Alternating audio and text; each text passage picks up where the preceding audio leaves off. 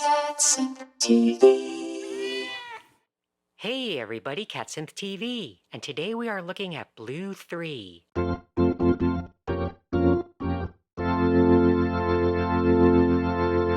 A recreation of the legendary Hammond tonewheel organs such as the B3, C3, and A100. Hammond began producing its line of electric tonewheel organs in 1935, starting with the Model A.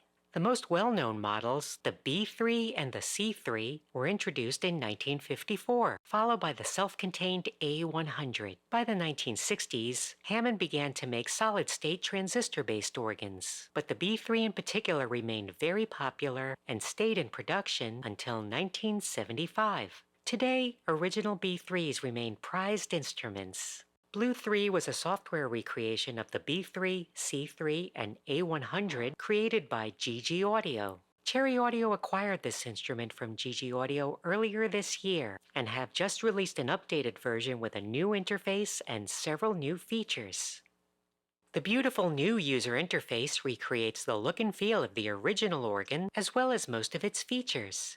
There are two main keyboard manuals, along with the pedal board, the organ drawbars, controls for vibrato, the rotary speaker effect, volume pedal, and other controls that affect the timbre of the instrument like percussion. Now, one thing we want to do before we start playing is assign our expression pedal to the volume pedal control, which we can do by opening the MIDI panel. Assuming this hasn't already been set up, we can press Learn, select the pedal control, and move our expression pedal to assign. And with that, let's play.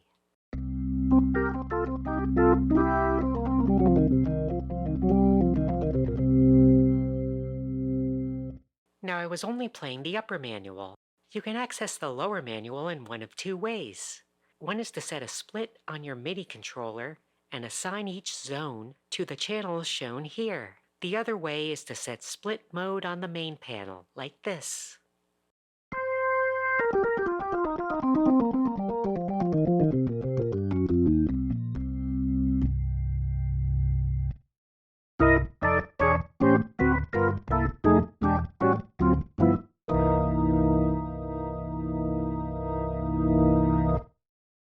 Okay, now let's take a look at the features of the main panel, starting with the drawbars. The drawbars are the heart of the instrument, with each of them controlling a single harmonic from one of the 91 tone wheels. As with pipe organs, each drawbar is labeled with a certain number of feet. Fundamental harmonic is this one at 8 feet, with the higher harmonics to the right and the two subharmonics to the left. Let's start with just the fundamental.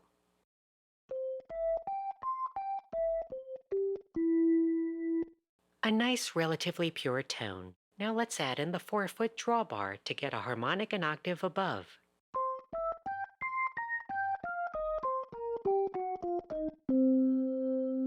And another octave above.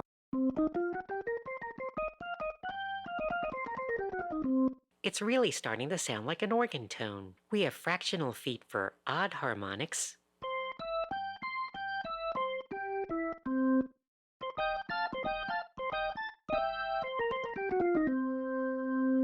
Add this one at 2 2/3.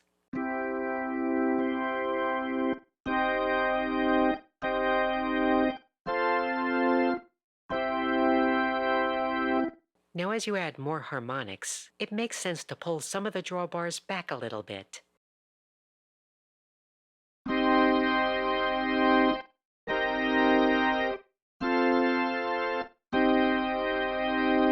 Keeping just the fundamental and the fractional drawbars will give us a reedier sound.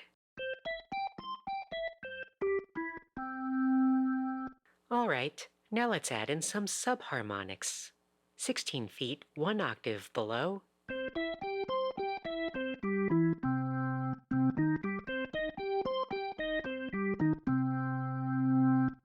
And 5 1/3 feet.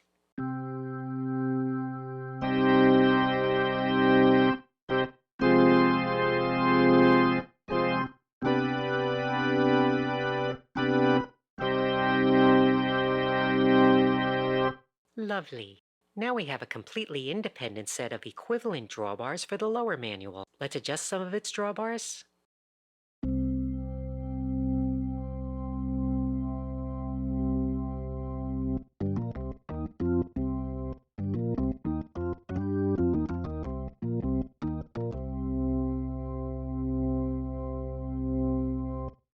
So now we have two different organ sounds at once on each manual.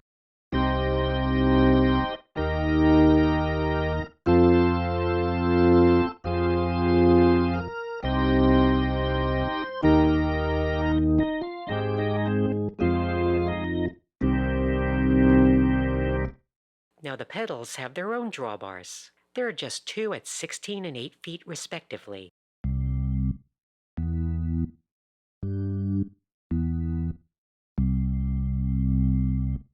Add in 8 feet.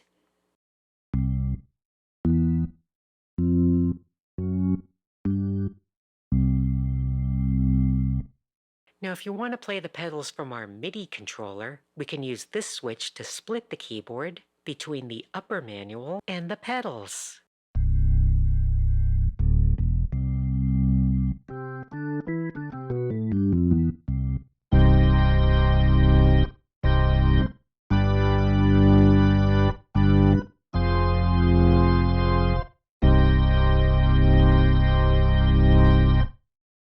Now it's starting to sound a little crunchy, so let's turn down the volume a bit, shall we? Switch back to the two main manuals. Another feature we have is the percussion, something that was added at the time of the B3 and C3 models. This adds some extra harmonics at the beginning of the note to give it a little bit of a percussive kick. Here's the basic sound. Now turn percussion on.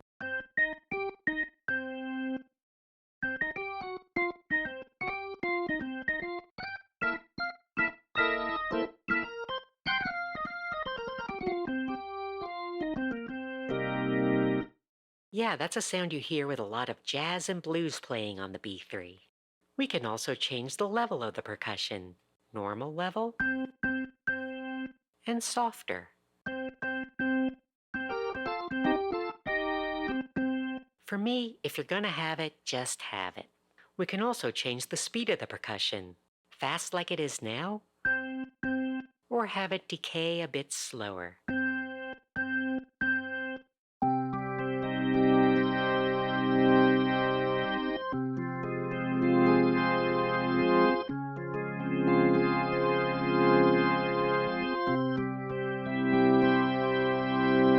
You can also change whether the percussion comes from the second or third harmonic.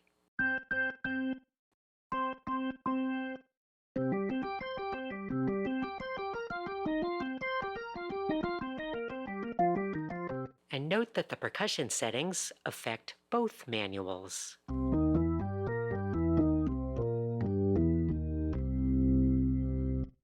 Another famous, or perhaps infamous feature of these organs is the rotary speaker. We have 3 different settings on the main panel for the rotary. Right now, it's set to chorale, which is the slow speed. We have stop to turn off the rotation, and tremolo for fast rotation. So far, we've been listening to the sound with the slower chorale setting.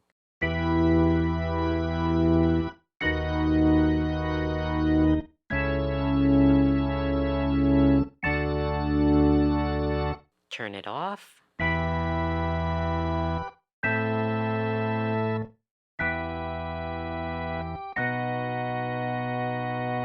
And now let's try tremolo.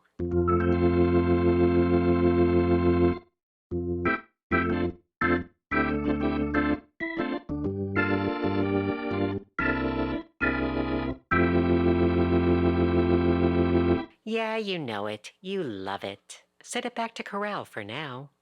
Now let's look at vibrato and chorus, another integral part of the tone wheel organ sound. Vibrato here is a bit different, and based on the somewhat complex scanner vibrato circuit that has been faithfully modeled here. There are 3 different vibrato models available. Right now we are listening to the first one. Vibrato Great makes the sound even stronger. And vibrato swell makes it faster.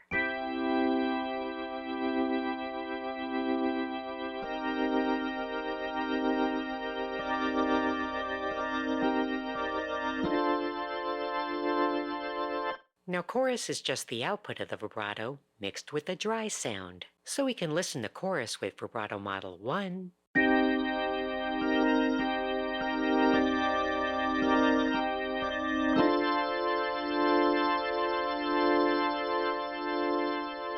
Let's try out the different variations. Vibrato 2.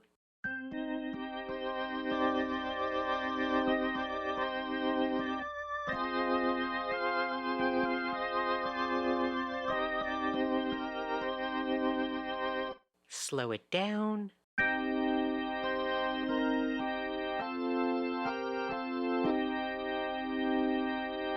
Chorus 2.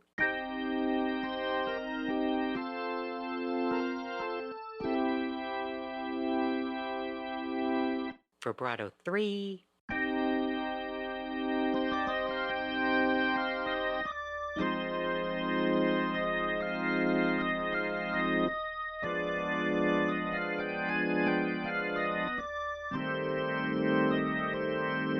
Chorus 3.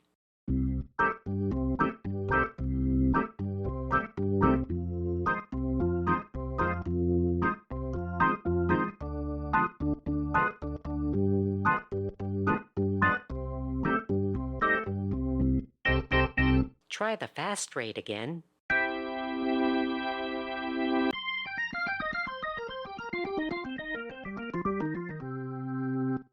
And now let's combine fast vibrato and chorus with fast rotary tremolo.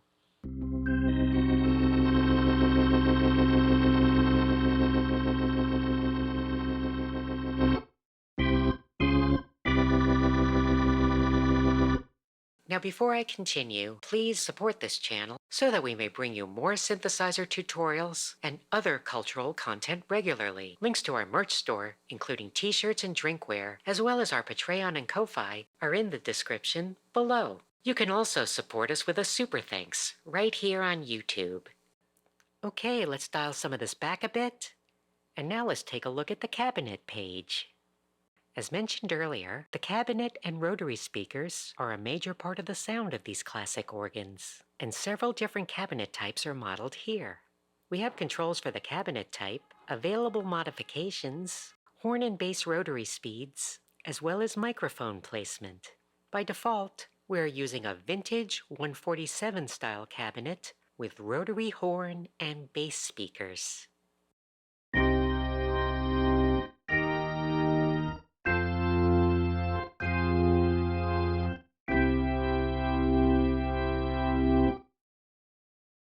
These vintage cabinets had something called a diffuser that smooths out the sound. Some musicians, particularly in the 1970s, removed the diffuser to get a more directional and intense sound.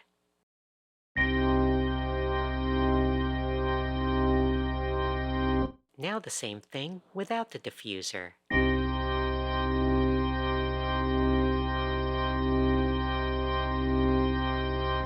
Yeah, you can hear a lot more of the volume and directional changes from the rotation. Another modification is the so-called Memphis mod, where the bass speaker is fixed while the horn continues to rotate.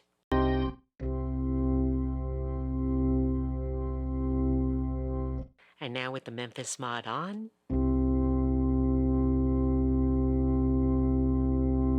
yes, a lot less modulation there in the low frequencies. Add in higher notes to hear the full effect.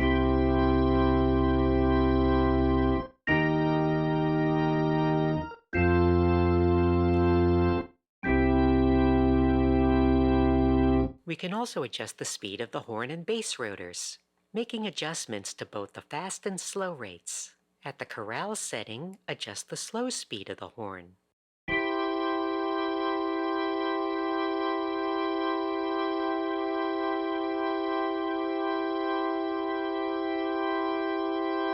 Same for bass.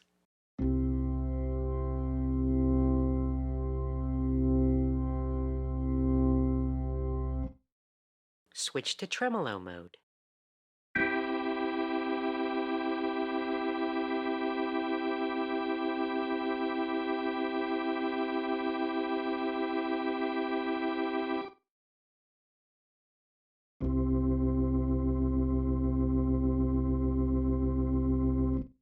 Now we don't have to keep going back and forth between pages to switch between the fast and slow rates of the rotary speakers. The mod wheel is mapped to the main rotary control, so we can move smoothly between chorale, stop, and tremolo.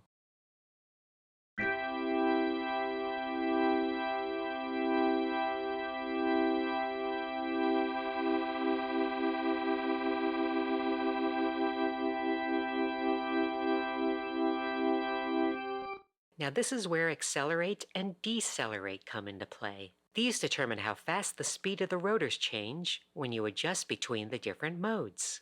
At slower rates, it will take longer for the motors to speed up and slow down.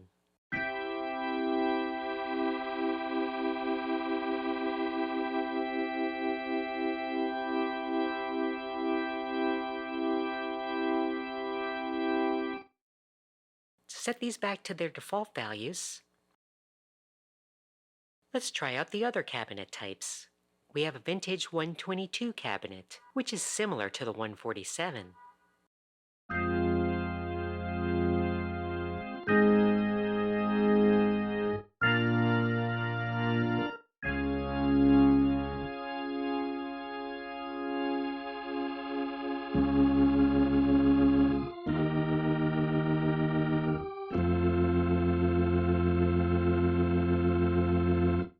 We have the same modifications available, like removing the diffuser.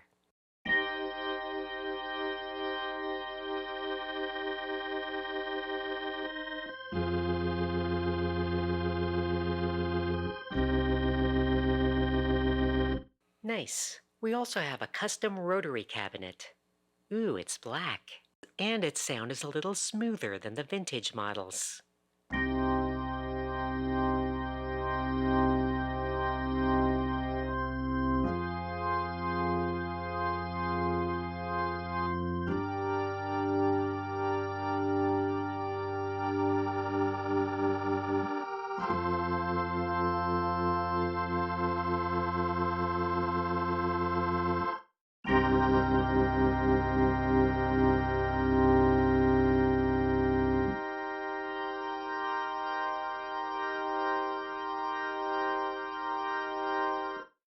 The RA100 cabinet is an unusual Japanese amp that was famously used, among others, by David Gilmour of Pink Floyd.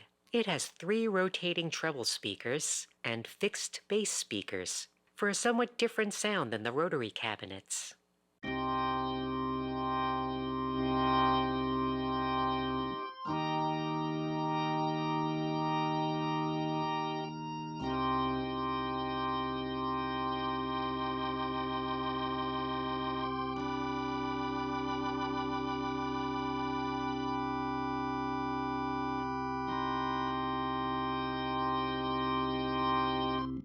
Now for this model, we can adjust the horn rotor, but there is no bass rotor and none of the mods are available.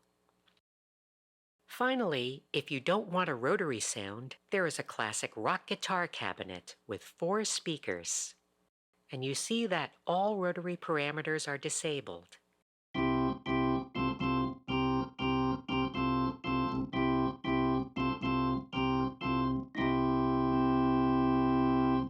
Okay, let's go back to that vintage 122 that I liked.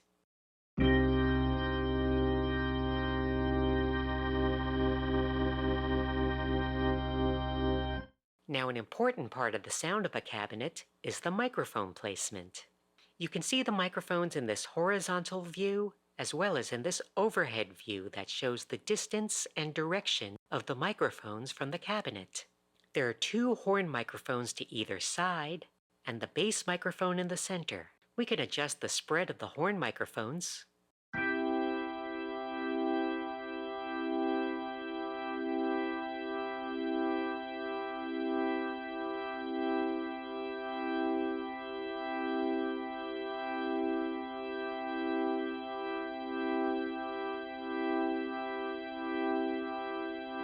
You can hear different patterns in the volume of the sound. It's more dramatic at the fast tremolo rate.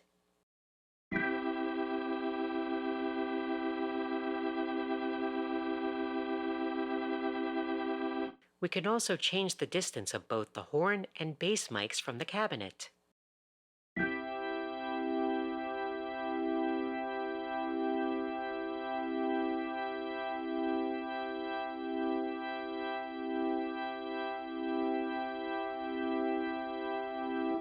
Not surprisingly, the rotary effect is a little deeper when the mics are closer. You can also adjust the balance between the bass and horn mics. That also has a major effect, whether you're listening to the center bass or the side horn mics.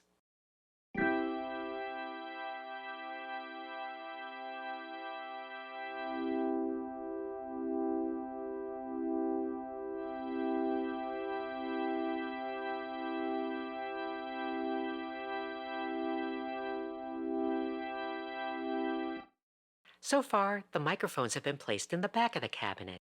Well, we can also place them in the front of the cabinet.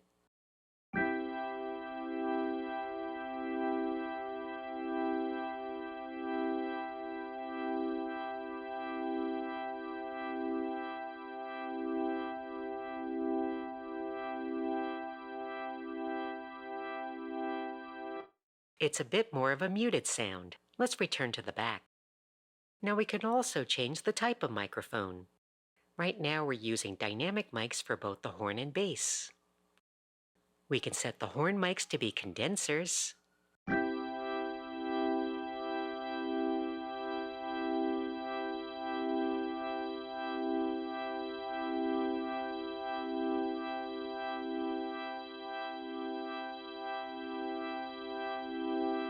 We can make them both condensers.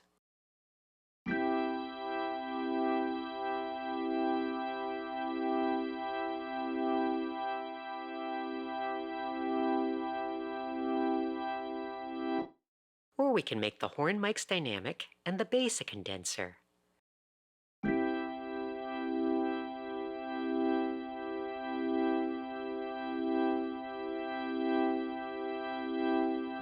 I generally prefer both double dynamic or double condenser myself.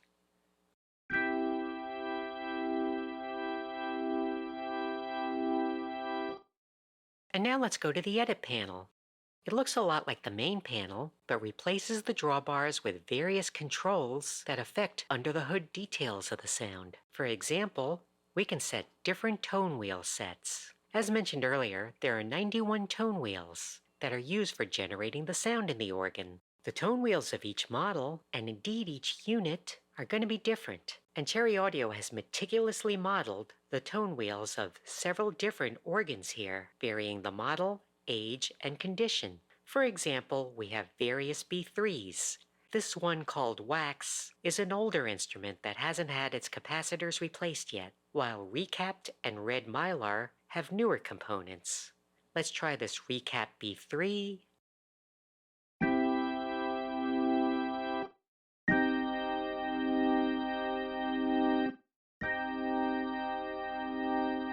Now this Wax set.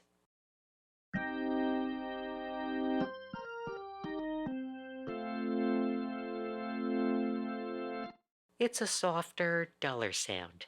Now a 1966 Red Mylar.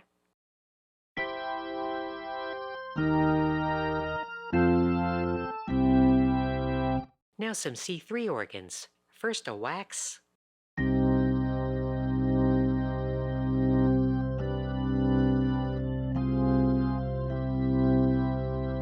Then a Recapped.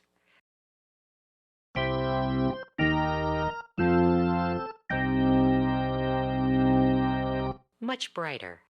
And that, my friends, is why people replace the components when restoring these instruments. Let's try another C3.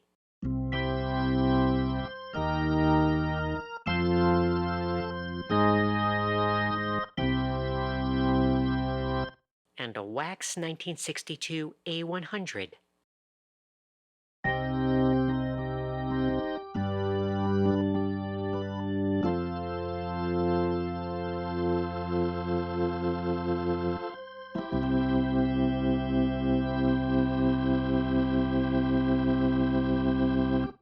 I like the sound of this one with the tremolo. A100 Recapped.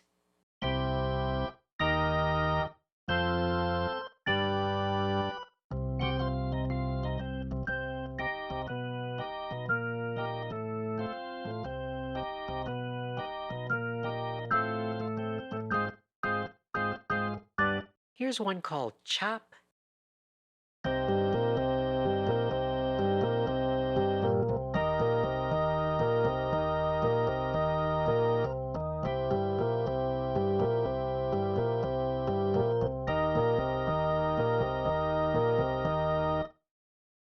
Now I'm not going to go through all of these. You can explore the other tone wheels on your own. Now let's go back to the recap B3.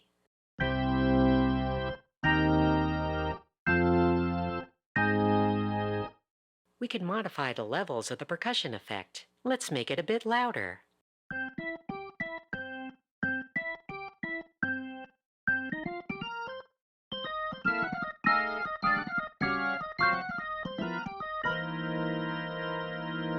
Now we can also change the depth of the vibrato and chorus. So if we go back here and select vibrato great, we can have finer control over the intensity and chorus mix.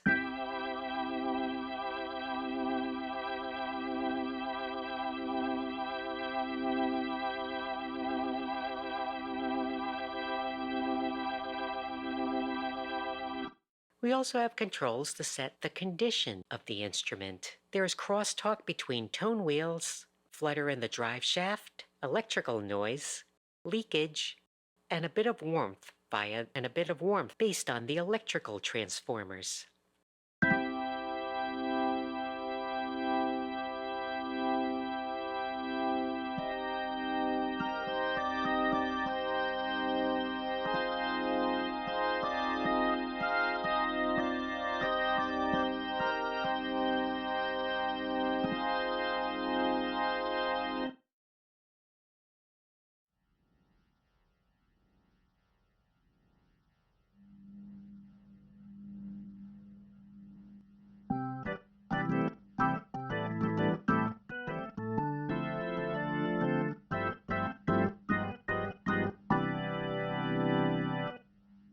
Okay, set these back to default.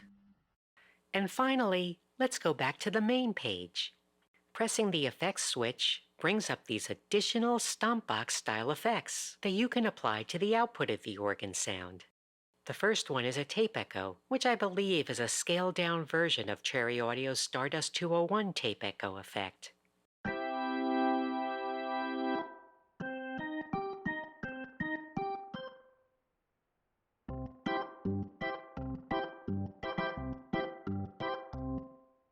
Increase the intensity.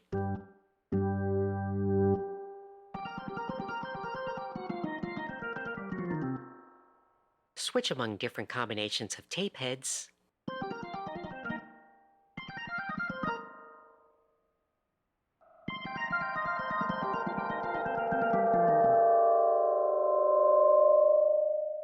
Now I really like that feedback sound, but let's dial it back a bit.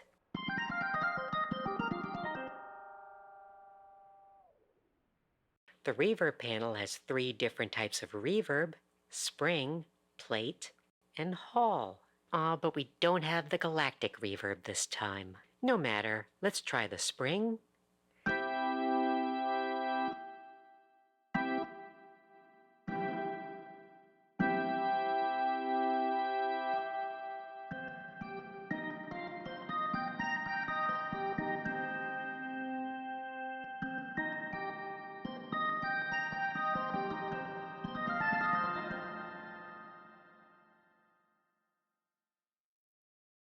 And now the hall.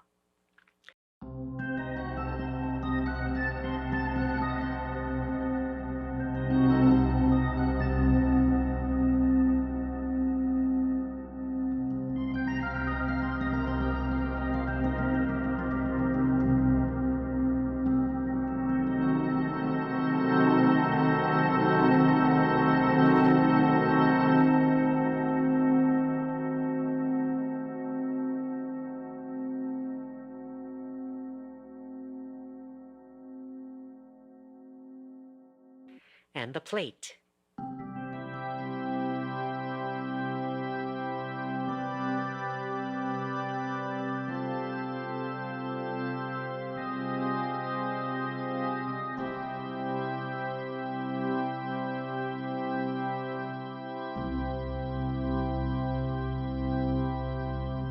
We can use the graphic equalizer to balance the output of the entire signal chain.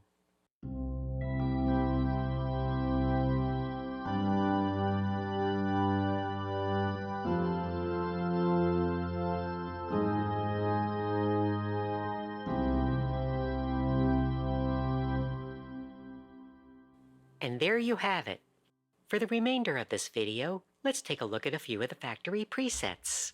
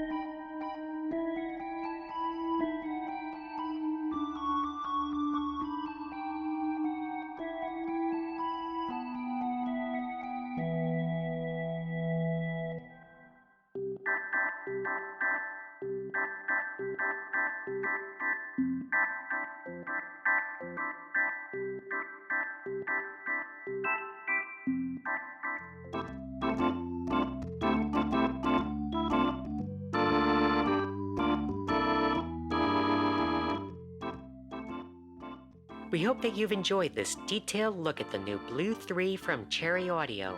To find out more, please visit cherryaudio.com and check out the description below this video. Thanks for watching, and please subscribe to CatSynth TV.